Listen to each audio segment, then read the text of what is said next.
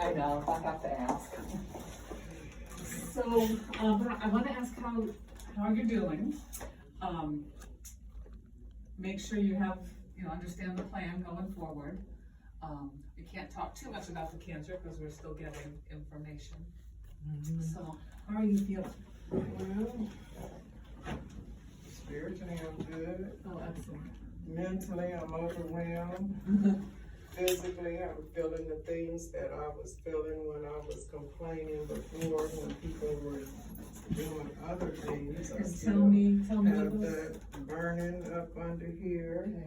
I have now, it's like a fire going all in between my legs. It's constant. It either gets dull or it's raging. Is it the same burning here? Yeah, but now you can feel it. It's come on. I feel it more. This is how it all started. But Right I was there. complaining for them. They kept sending me, it tightens my chest. And then they kept telling me it was healing, scar tissue healing. But I know something was going on. And I kept going to different departments, doing different things, sending me to the eye doctor, I went to the gynecologist because I thought I had some kind of infection. Burning, that came back clear. But nobody got together and put this together that I'm a high-risk patient and something is going on. Now I get here and I'm all the way this way when I should be up here. So now I'm just waiting on people to start backtracking and see what they gonna do. Well, I wasn't involved in the past. I understand. So all I can do is move forward. Real quick though, weight loss, about how much do you think? No, I had come here for a 6-month review. I was 160 something. Now come back last week or week before, I was 140 something. Okay. Are you eating? Oh yeah, cause now the little scale look like I done picked up 4 pounds, cause it was like 147.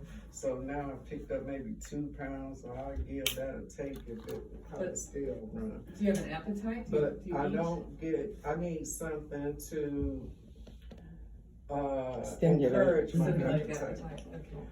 I do my medical marijuana, I have my card. So I go there and now I recently got something to stimulate, appetite because I'm trying to keep myself going until we decide what we, want to do. I don't want to be, puny. Does that help? So it helps somewhat. And then my sisters now, they got me the Ensure, so I drink that and I About take. how many a day? I try to drink 3, but I'm between 1 and 2. But I try to keep them going. I had one before I came, so when I leave, I'll go home and get another one, and then I'll have another one in a few hours, later. So yeah, I'm trying to eat chicken and. I'm trying to taking my gummies, my green gummies. Super greens. Super greens. I'm taking those. I encourage her to take vitamins. I don't know, because she has a hard time swallowing my pills. thistle tea. I'm trying, just to take things to keep my nutrients Good. up, but I'm going to need some help getting that going. And recently I started my RSO oil, just trying to do whatever I can naturally until we get the ball, rolling. And I'm sorry, what did you say you just started? The RSO, Rick Sullivan oil, Okay. the pure cannabis extract. Okay. The half of grain of rice 3 times a day. Now, doctor, is that something that you all prescribe, that oil? No, we're not allowed to prescribe any of the marijuana projects. The Okay. 3 main hospitals aren't allowed to. I Okay. think it's because nationally, it's still illegal. Until the national law changes, their hands are tied. But it seems like they would be affiliated with the other side, so they can at least have those people come in to give you assistance. Oh, and I needed the social worker. Lisa was supposed to meet me here. The lady told me that was her name, Yep. because I need to get my paperwork together, because all my paperwork came from Kaiser, and we don't know if everything transferred when the move. Okay, So You can I do think I that. mentioned that, so you can do that. that's all for me. So I still wanna ask a couple physical questions about you. How are your bowel movements? Constipated, because I take a lot of medicine. I'm still taking my meds. So I recently added the Docalax, No milk of and I've magnesia, was had it? milk of magnesia twice, so I can keep it going. But I'm trying Does to. that work? Oh yeah, it came through.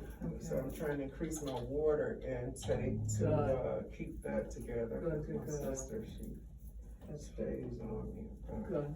Most of the time I be so busy drinking, I ain't hardly eat nothing. Yeah, she has to show me a picture of her plate. Wow. you got I need to pressure. lose the weight and she needs to gain it, so. You've got pressure. Oh, yeah. And, have you been able to do your regular activities? Oh, yeah, I get a little tired, which is how I know something is wrong, with me, because I was feeling strong, and then all of a sudden, right after the opening of the pandemic, I knew I was tired. I couldn't clean my house the whole way, and my mind, everything seemed like my body was failing, my legs were weak. My hair and nails, I usually have long nails, and they were starting to break off and brittle, and my hair was retracting.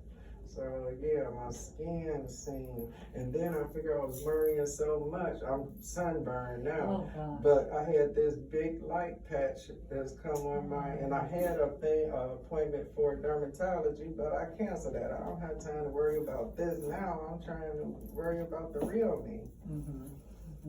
So, but I don't know. I'm just hands and knees. Your breathing's good? A little labored sometimes, but basically I'm still good. Okay. I want to remain that way. Okay, good. And you're still off the cigarettes? Oh yeah, I haven't Oh, smoked. good. Good. You're one of the few people that says, oh, yeah. Oh no, this is a reminder of me having a heart attack, and all of this is because I felt that gassy like I had indigestion for days, but I knew something was wrong, and I was laying down. He was gone, and I was waiting on him to come. He was visiting my mother, taking care of her over at her house from the nursing home, and she was just looking at me, and I was just sweating. I wanted to lay on the floor. And I said, let me get up and go home, because I didn't want her to see me sick, because she couldn't talk, so I didn't want her to scare her. I got in my car and went home, laid down, and the Lord told me to get up. I heard this voice saying, get up, and I turned over, and the voice was loud. They said, get up, it scared me. I jumped up and told George I needed to go to the hospital when he came in, and sure enough, I got 2 stents. Wow. Then I had breast cancer the following year, felt that. Come let my doctor know. So I'm being proactive, and now I just feel let down. I'm doing my part. How long ago was that heart attack? 18, then the cancer came 19 when my mother passed. Mama passed at 19. I had my surgery 3 days before we buried my mom. Oh, dear. So I haven't had a chance to do nothing, because COVID came, and now. And she was always proactive. I mean, she found her breast cancer because she does self, exam. So she was able to catch it. And we do understand that, liver and pancreatic cancer, it's a silent killer. Usually people are looking for something else, and then they find, the carcinoma or whatever, but it seems to me that if you know that she has the BRCA gene and she's highly susceptible to cancer when she's coming in here month after month telling you something is wrong? Why isn't someone, and I know the CA19 blood test doesn't always, is a good marker. You need other indications to diagnose cancer, but I feel some kind of way that if you all knew, and I'm not saying you, I'm saying you all as MetroHealth doctors, I know this is your first time working with Carol, but if the doctors knew that she was highly susceptible to get cancer, why wasn't more done to catch it?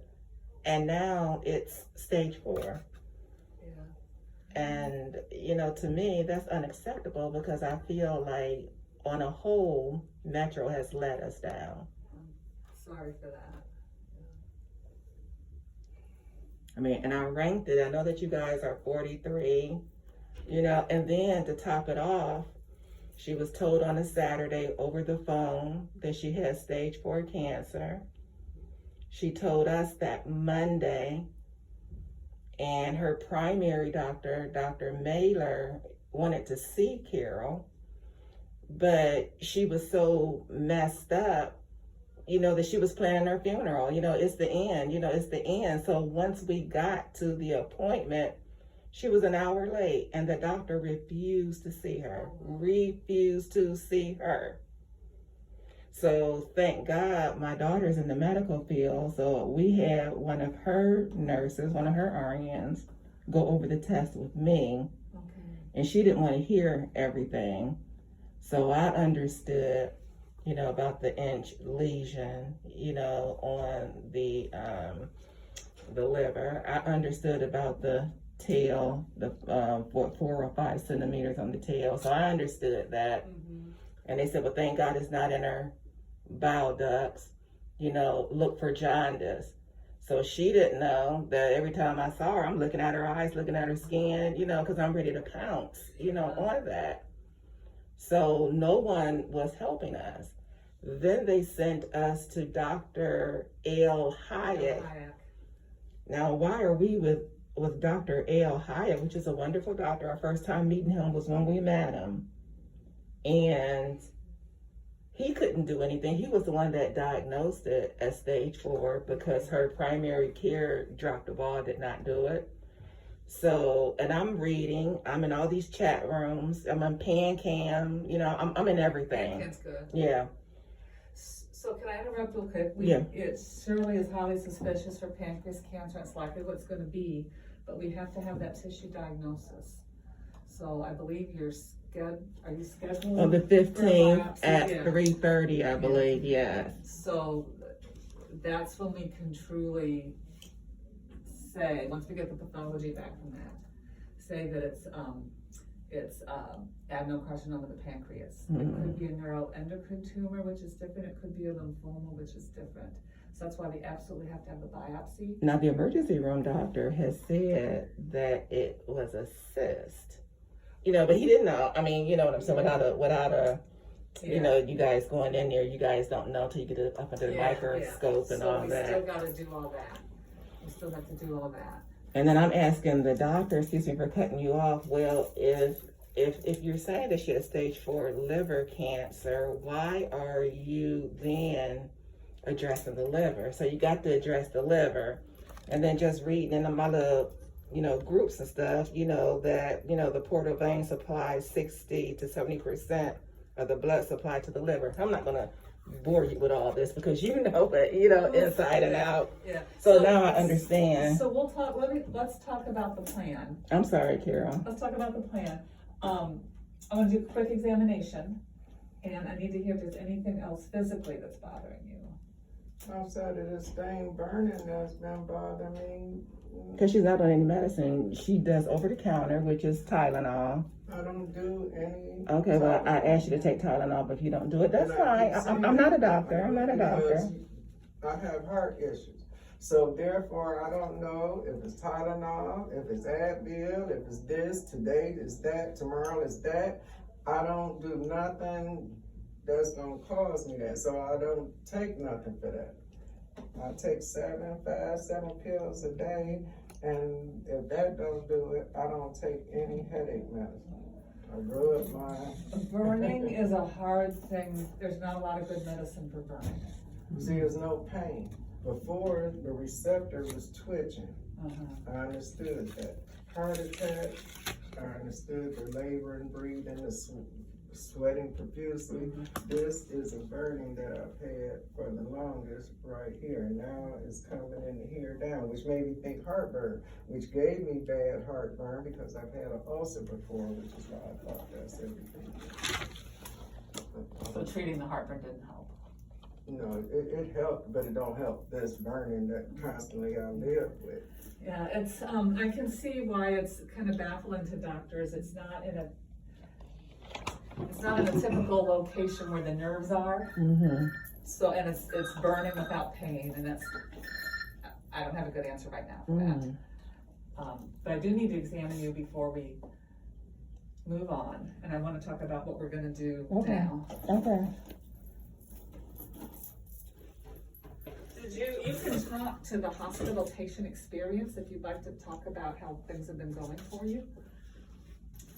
Yeah, we need to do something though, because her care up to now has been, you know, I mean, and it's been well over a month since she's been diagnosed, and I mean, is it spreading? You know, you hear that it's a beast of a disease, so what's happening? Let me have you pull your mask down so I can see your mouth.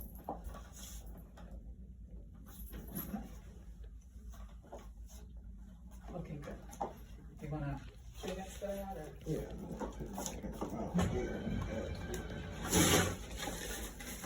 Thank you. Now, you can put your mask back on and stare straight at the door. And I'm gonna shine this in your mouth. Okay, look way up. Do you feel any lumps or bumps anywhere? I understand your mammograms have been good.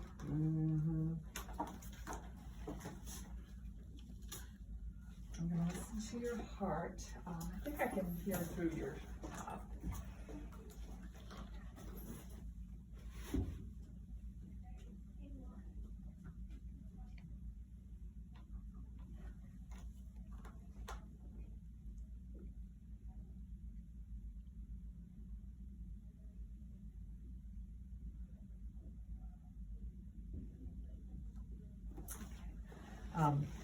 Thank you. And I do want you to lift up your top and back, please. And a couple deep breaths, please.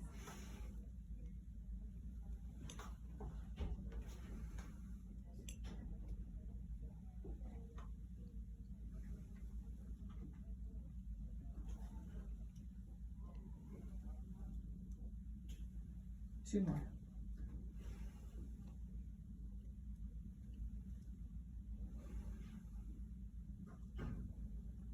Okay, good. Now lie back, please. Hold this out here. She always got the match. She always got the match.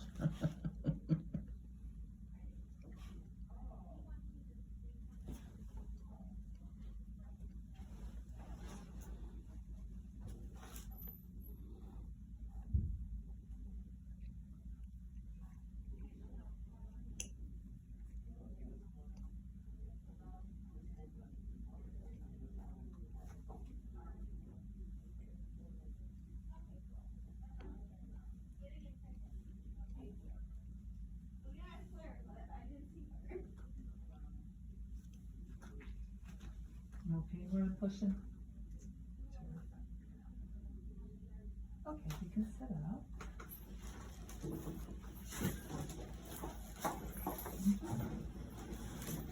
And I'm gonna test some of your muscles and nerves real quick. So look at my hand with your eyes, but don't move your head, just move your eyes.